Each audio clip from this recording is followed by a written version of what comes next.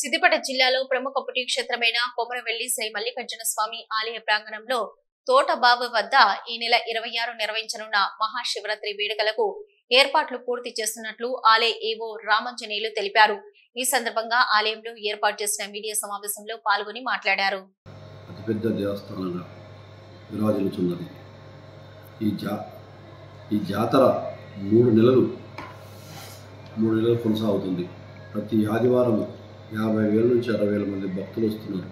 వారికి ఎలాంటి ఇబ్బందులు తలెత్తకుండా దేవస్థాన సిబ్బంది, పోలీసు వారు, ఆరోగ్య శాఖ వారు, సేవా వారు అన్ని ఏర్పాట్లు చేసి వాళ్ళకి ఇంతవరకు ఎలాంటి ఇబ్బందులు కలగకుండా గత 6 వారాలు ఏర్పాట్లు చేసి ఉన్నాము.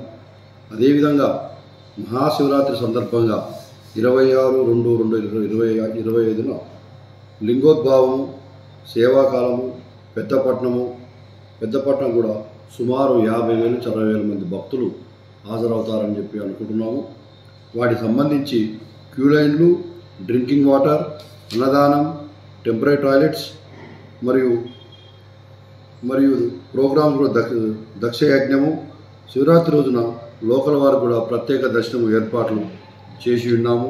పోలీసు వారు కూడా 300 మంది సిబ్బందితో ఎలాంటి ఇబ్బందులు కలగకుండా, ఎలాంటి అవాంఛనీయ సంఘటన జరగకుండా భారీ బందోబస్తు ఏర్పాటు చేస్తున్నారు. ముఖ్యంగా